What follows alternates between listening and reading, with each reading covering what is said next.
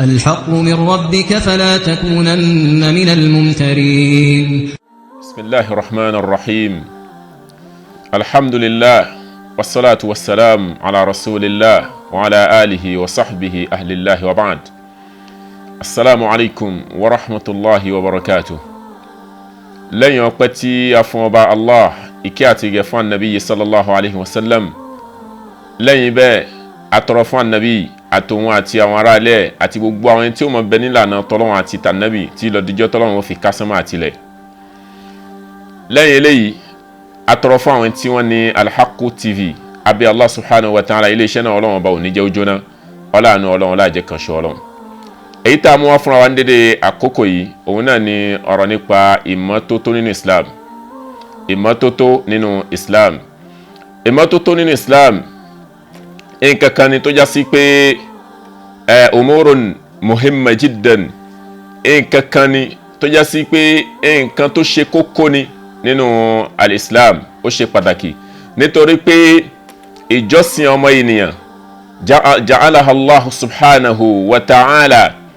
shartan fi sihhati al-kathir min al-ibadat. Ọlọ́run bá ṣe ìmọ́tótó ní òfin tí ọ̀pọ̀lọpọ̀ ìjọsìn àbí ìjọsìn tẹ́dà ó ṣe láyé tí ó di nǹkan tí ó jẹ́ ìtẹ́wọ́gbà. Ọlọ́run ṣe ìmọ́tótó lófin ní pàtàkì pé tí ìmọ́tótó bá ti sínú ẹ̀ ọ̀pọ̀lọpọ̀ nínú ìjọsìn lọ́lọ́run bá ó dàlú yàn láyà nígbà tí kò bá sí ìmọ́tótó ńbẹ̀. Ìmọ́tótó nínú Islam ó sì ní ipa ó nípò tó lágbára laha manzilatun samiyah nínú ẹ̀sìn Islam, ó ní ipò tí ó ga dáadáa nítorí kíni nítorí pé ó jẹ́ ìpìlẹ̀ kan nínú nǹkan tí ìjọsìn ó fi jẹ́ ìtẹ́wọ́gbà. Bákan náà ó sì jẹ́ nǹkan ó wà ní ààyè ìdá méjì nínú ìgbàgbọ́ òdodo sí Ọlọ́run. Nítorí pé fahiya minal iman bimanzilati nisf minal kull, ó wà ní ààyè ìdá méjì nínú nǹkan odidi nínú Islam. Nítorí kíni nítorí pé al-iman aqidatun wa amal, wọ́n pè ní ìdá méjì ìgbàgbọ́ òdodo àbí ìdá méjì nínú ìgbàgbọ́ òdodo, ìyẹn ìmọ́tótó. Gẹ́gẹ́ bí Annabi sallallahu alaihi wasallam bí yẹn sọ nínú Sahih al-Imam Muslim, Annabi sallallahu alaihi wasallam wọ́n ní at-tahur shatrul iman. Nínú Musnad Imam Ahmad, Annabi sallallahu alaihi wasallam oríṣẹ́ Ọlọ́run ní at-taharatu nisful iman, ń pé ìmọ́tótó ìdajì ló jẹ́ nínú ìnígbàgbọ́ òdodo sí ọba Allah subhanahu wa ta'ala. Nítorí pé al-iman aqidatun wa amal, ìnígbàgbọ́ òdodo sí Ọlọ́run àdìọ́kàn ni, bẹ́ẹ̀ náà iṣẹ́ sì tún nípa bákan náà. Nítorí bẹ́ẹ̀ a sì mọ̀ pé àkídà taari ni ìyẹn àdìọ́kàn, èyí ìjọsìn téèyàn ń fi ọkàn fi ṣe, ìjọsìn téèyàn ń fi ọkàn fi ṣe. Ìjọsìn ni kò lè jókòó lórí ẹ̀mí, àyàfi kí ọkàn náà jẹ́ ọkàn tó mọ́. Tí ọkàn bá mọ́ náà ni ìjọsìn ó fi jókòó ńbẹ̀, ni ìjọsìn tó fẹ́ wá látòrí ẹ̀mí náà ni ó fi jẹ́ ìjọsìn tí ó ní àlàáfíà. Lábẹ́ ilé yìí òun náà ni afá àgbà tí a mọ̀ sí al-Imam al-Ghazali nínú tírà tí a pè ní al-Ihya ló fi pín ìjọsìn àbí ó pín ìmọ́tótó sí ọ̀nà mẹ́rin. Qassama at-taharata ila arba'i maratib,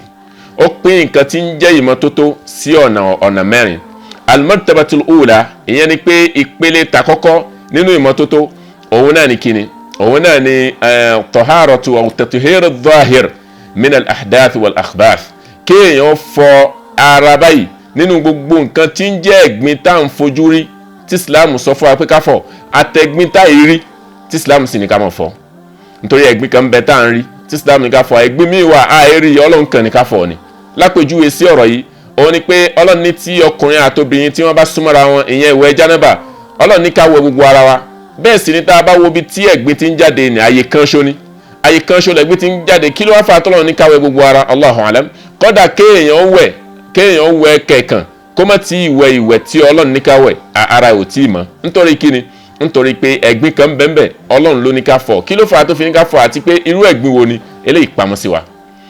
Ìpele ẹlẹ́ẹ̀kejì nínú ìnígbàgbọ́ òdodo òun náà ni kéèyàn fọ al-jawarih min al-atham wal ma'asi, ìfọ ara àbí ìfọ gbogbo oríkèéríkèé ara nínú gbogbo nǹkan tí ń jẹ́ ìwà ẹ̀ṣẹ̀, kéèyàn fọ ọmọ. Inú ìmọ́tótó lélẹ́yìn náà bẹ́ẹ̀. Bákan náà inú ìmọ́tótó tathhir al-qalb min al-akhlaq al-madhmuma, kéèyàn fọ gbogbo nǹkan tí ń jẹ́ ẹ̀mí àbí kéèyàn fọ nǹkan tí ń jẹ́ ẹ̀mí nínú àwọn ìwà tí ó dáa, níbi àwọn ìwà tí ó dáa. àti gbogbo nǹkan tí ń jẹ́ àwọn ar-radha'il al-mamquta gbogbo àwọn nǹkan tí Ọlọ́run ọba ò fẹ́ tọ́lọ́run ọba bínú sí kẹ́dà ó jìnnà sí kéèyàn fọ ẹ̀mí ẹ̀ mọ́ kó mbẹ́ bákan náà tatuhir as-sirr mimma siwa Allah subhanahu wa ta'ala kéèyàn fọ ìkọ̀rọ̀ ẹ̀ mọ́ láàrin òun àtọ́lọ́hun kéèyàn tún ìkọ̀rọ̀ ẹ̀ ṣe láàrin òun àtọ́lọ́hun nínú nǹkan tí ó máa ṣe gbogbo àwọn eléyìí pátá nínú ìmọ́tótó níbẹ̀ tá a bá sọ pé ìmọ́tótó ìyẹn tí a mọ̀ sí at-tahara nínú ẹ̀sìn at-tahara fi din fi islam jẹ́ kó yé wa pé izalatul khabath wa raf'ul hadath ìyẹn ni ìgbé ẹ̀gbin tá a fojú rí ìgbé kó ẹ̀gbin téèyàn fojú rí kéèyàn ó gbé kó àti ẹ̀gbin tá a fojú rí bí mo ṣe sọ lẹ́ẹ̀kan torí pé nínú izalatul khabath ìyẹn ìgbé ẹ̀gbin tá a fojú rí bíi ìtọ̀ àfọ̀kùnbẹ̀ ìgbẹ́ àfọ̀kùnbẹ̀ àwọn nǹkan ọmọkùnrin tí ń jà lára ọmọkùnrin àbí lára ọmọbìnrin ní tí ń gbójú ara méjèèjì jáde èèyàn fọ̀ dànù kó ń bẹ̀ àwọn eléyìí àwọn ni à ń pè ní izalatul khabath kéèyàn gbé kó ń bẹ̀ kó tó di bíi pé yóò kẹrùn ó sì dájú ká gbé kó ká tó ṣe àlùwàlá ìyẹn ni pé èèyàn bá tọ̀ ó gbọ́dọ̀ gbé ẹ̀gbin kó tó kẹrùn ó sì gbọ́dọ̀ gbé kó tó ṣe àlùwàlá àwa rẹ̀ ni tó já sí pé kò rántí àti gbé kó fi ṣàlùwàlá àbí kó tiẹ̀ jẹ́ sí pé bóyá kò tí ì láǹfààní àti fi òkúta àbí ewé àbí nǹkan kan láti fi fọ́ kó tó bá ti láǹfààní àti fi àwọn nǹkan tí mo kà yìí láti fi mú kó bóyá ó ti lo òkúta àbó ti lo kíní kan ló ti fi mú kó àbí ó ti lo nǹkan kan ní nǹkan tí ó sá lè jẹ́ kó mọ́ ló ti mú kó mẹ́ kì í ṣe ọ̀rọ̀ yẹn ni fún ni pé kó tún fomi tún un ṣe náà kó tó di pé yóò ṣe àlùwàlá bọ̀ tó bá wá tún un ṣe náà eléyìí náà ò láìfi ó wá dá kò tí ì fọkúta ṣe kò tí ì fomi ṣe ó ti wá ṣe àlùwàlá ló wá rántí pé òun ò tí ì ṣe eléyìí kì í ṣe pé ó ba àlùwàlá ẹ̀ jẹ́ ó láǹfààní láti lè tún ààyè yẹn ṣe ṣùgbọ́n àlàyé ń bẹ́ẹ̀ àlàyé tí ń bẹ́ẹ̀ ni pé tó bá já sí pé nítorí lọ́dọ̀ àwọn àfa àwọn ẹlòmíì ní tí èèyàn bá fọwọ́ kan nǹkan ọmọkùnrin ẹ̀ ó ba àlùwàlá jẹ́ àwọn ẹlòmíì ní tí èèyàn bá fọwọ́ kan nǹkan ọmọkùnrin ẹ̀ kò ba àlùwàlá jẹ́ lábẹ́ hadith anabi sallallahu alayhi wa sallam tí wọ́n bi òjíṣẹ́ ọlọ́run sallallahu alayhi wa sallam nípa ìfọwọ́kan nǹkan ọmọkùnrin òjíṣẹ́ ọlọ́run ní innama huwa bid'atun mink òjíṣẹ́ ọlọ́run ní nǹkan yìí oríkè kan ló jẹ́ nínú oríkè ara ọmọ ènìyàn nígbà tí wọ́n bi òjíṣẹ́ ọlọ́run sallallahu alayhi wa sallam an rajulin massa dhakarahu wa huwa fi salah ó fọwọ́ pa nǹkan ọmọkùnrin ẹlẹ́ni tí ń bẹ lẹ́nu ẹ̀rùn òjíṣẹ́ ọlọ́run sì sọnù hadithu mi sallallahu alayhi wa sallam òjíṣẹ́ ọlọ́run ní man massa dhakarahu falyatawadda ẹni tí ó bá fọwọ́ pa nǹkan ọmọkùnrin ẹ̀ kó ṣe àlùwàlá eléyìí jẹ́ kí ìyapa ẹnu díẹ̀ kó wà láàdọ̀ àwọn àfáà nípa pé ẹni tó bá fọwọ́ kan ọmọkùnrin ṣùgbọ́n èyí tó dáa jù bẹ́ẹ̀ èèyàn bá rántí gbé ẹ̀gbin kó tó ti wá ṣe àlùwàlá nítorí pé ẹ̀gbin gbígbé kó ká tó ṣe àlùwàlá láàyè méjèèjì tẹ́dà tí wọ́n ti ń tọ̀ àbí tí a ti ń gbọ̀nsẹ̀ tí èèyàn bá láǹfààní àti gbé kó tó bá ṣe àlùwàlá tán ó láǹfààní àti fi nǹkan sọ́wọ́ fi tún àyè nìṣe tó bá fi nǹkan sọ́wọ́ tó tún àyè nìṣe yẹn ni pé àyè nǹkan ọmọkùnrin ẹ̀ tó bá jẹ́ ara ní bẹ yàtọ̀ sí àyè nǹkan ọmọkùnrin ó láǹfààní àti tún ṣe láì jẹ́ pé bóyá ó fi nǹkan sọ́wọ́ àmọ́ bá jáyè ọmọkùnrin ni ó láǹfààní àti tún ṣe tí àlọ́lá ò sì ṣe kíni tí àlọ́lá ò ṣe nǹkan tí mo fẹ́ sọ ń bẹ̀ ni pé gbígbé nǹkan tó jẹ́ àlàáyìn kó nínú nǹkan tá à ń pè ní ìmọ́tótó ni yálà láàyè ibi tá a fẹ́ kírun yálà nínú aṣọ tá a fẹ́ fi kírun yálà kó jẹ́ pé lára tàwa náà gangan tá a fẹ́ ṣèjọsìn fún Ọlọ́run àbí nínú ẹ̀mí wa nítorí ẹ̀gbin ń bẹ nínú ẹ̀mí nígbà tí nítorí pé ẹ̀mí pàápàá òun náà ní àwọn ààrẹ tiẹ̀ náà léyìí tẹ́ẹ̀dá gbọ́dọ̀ fọmọ gẹ́gẹ́ bí àlàyé tí a ti ṣe sí iwájú àti àwọn ẹ̀gbin léyìí tí a fojú rí àwọn ẹ̀gbin léyìí tí a fojú rí lápèjúwe gẹ́gẹ́ bí ó ṣe ń bẹ nínú pé ẹni tí ó bá obìnrin tó bá parí nǹkan háyọ̀bọ̀ ẹ̀ kọ́dà kó ti wẹ ìwẹ̀ kẹ̀kan kó ti wẹ̀wẹ̀ ní ìwẹ̀ tó mọ́ pẹ̀lú bẹ́ẹ̀ náà Islam tó sọ fún wa pé yóò wẹ̀ jánábà ni yóò dà náà yóò fi wẹ̀ jánábà tí a wá sọ pé a fẹ́ wẹ̀ ni nítorí pé ìwẹ̀ jánábà ni a rí i pé ó ti fọ ẹ̀gbin tí ń bẹ lára ẹ̀ kí ló wá fà tọ́lọ́run tún fi ní kó wẹ̀ ẹ̀gbin lélẹ́yìn náà tọ́lọ́run sì fẹ́ ká gbé kó tá a mọ̀ kí ló fà Ọlọ́run ní ká ṣọ̀rọ̀ àlákà tó kírun àwọn àyè tá ń fọ̀ à ń fomi símú à ń fomi pa orí Ọlọ́run ní ká ṣe bá a bá ṣe ànírun ṣẹ́gbin bẹ́ẹ̀ ṣé ò sẹ́gbin bẹ́ẹ̀ gbogbo àwọn eléyìí náà nínú àwọn ẹ̀gbin tí Islam fẹ́ kí agbékò omi nínú àbí nǹkan tó dúró láàyè omi nígbà tá a bá romi gẹ́gẹ́ bí at-tayammum ìyẹn ni kéèyàn ṣe àlọ́lá onígbẹ́ fún àlọ́lá oníyẹ̀pẹ̀ kí n sáré yanjú yùn tẹ́bà abáfẹ́ ṣe àlọ́lá oníyẹ̀pẹ̀ gbogbo nǹkan la lè fi gbé kó obìnrin tó parí háyọ́dọ̀ gbogbo nǹkan tí máa ń sọ ìwẹ̀ dọ̀rọ̀ yẹn bó bá ṣẹlẹ̀ sí yẹn lẹ́yìn ọba romi àbí téèyàn bá romi tó bá já sí pé omi náà àárẹ̀ kan bẹ lára léyìí tí ò lè lómi nítorí gẹ́gẹ́ bó ṣe ṣẹlẹ̀ sí ọ̀kan nínú àwọn sàhábà gẹ́gẹ́ bí ṣe ń bẹnu hadithu Jabir gẹ́gẹ́ bí ṣe ọ̀kan nínú àwọn sahaba tí wọ́n jáde lọ níbi tí wọ́n jáde lọ wọ́n wá rí pé ẹnìkan nínú wọn nǹkan bẹ́ẹ̀ lórí nígbà tí nǹkan bẹ́ẹ̀ lórí ó wá sọ fáwọn tó fún pé atajiduna li rukhsatan fi tayammum ǹjẹ́ ẹ lè ráǹfààní fún mi pé kí n ṣe kíni pé kí n ṣe àlùwàlá onígbẹ́ fún wọn ní ara o àlùwàlá onígbẹ́ fún bó láti sọ pé kó ṣe àlùwàlá onígbẹ́ fún léyìí tó sì láǹfààní àti lè ṣe kíni tó láǹfààní àti lè lo omi ó wá lo omi yìí lẹ́yìn tó lo omi ó tara bẹ̀ ó gbẹ́mí mi nígbà tí wọ́n padà lọ bá anabi sallallahu alayhi wa sallam fa ukhbira anabi sallallahu alayhi wa sallam wọ́n padà fún anabi sallallahu alayhi wa sallam ní nírò anabi ní qataluhu qatalahumullah anabi ní wọ́n pa ọlọ́run ó pa àwọn náà nítorí kíni allah sa'alu in lam ta'lamu ṣe tí wọn ò lè béèrè nígbà tí wọn ò mọ̀ tí ń túmọ̀ pé bẹ́ẹ̀ yẹn ò bá mọ̀ nǹkan nípa ẹ̀sìn la tuftu nnasa bighayri ilm kéèyàn ó má sọ ọ̀rọ̀ ẹ̀sìn fáwọn èèyàn má sọ ìdájọ́ ẹ̀sìn fáwọn èèyàn láláì mọ̀ nípa ẹ̀. Ànábì ní kí ló dé tí wọn ò lè béèrè ńgbà tí kíni ńgbà tí wọn mọ̀ òṣìṣẹ́ Ọlọ́run ní innama shifa'ul 'ayyi as-su'al òṣìṣẹ́ Ọlọ́run ní